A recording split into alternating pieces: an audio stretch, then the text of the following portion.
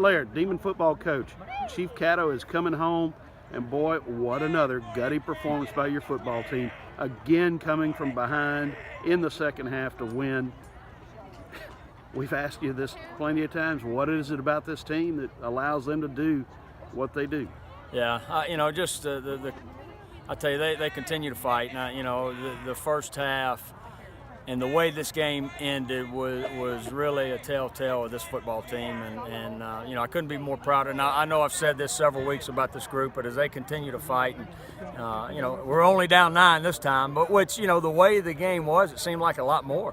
When you have 4 turnovers in the first half and you're down 16-7, you really feel like you're in good position.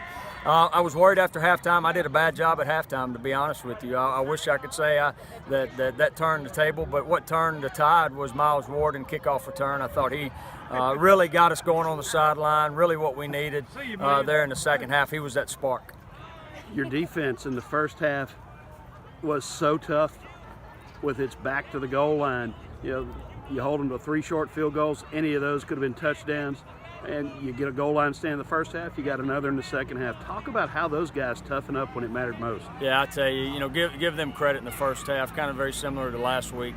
When they got the sudden change, when the 4 turnovers and they had to come on the field in some tough situations, I thought they did a great job, especially inside the 10. As you look back at the final score, holding a couple field goals there, only being down 16-7, allowed us to be in the position to run out the clock there in the fourth quarter. And and offensively there in the second half, the way they responded, and nothing phases these guys. I mean, whether it's Shelton Epler, whether it's Jazz, whether it's the big guys up front, so proud of those guys and the way they continue to fight. Same continuity of guys over the last couple of weeks, and you saw the consistency over the last couple of weeks with them.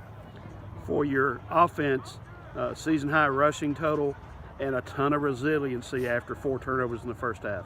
Yeah, it's easy as whether it's a quarterback or an offensive guy to get frustrated, and there is frustration, but they've never let any type of frustration bother them. It's on to the next play, on to the next series, and I think that's allowed us to do what we've done over the last several weeks when we've been down 18, we've been down 20, we've been down 14, we've been down 9. Is just continue to play, and that's what our guys have done.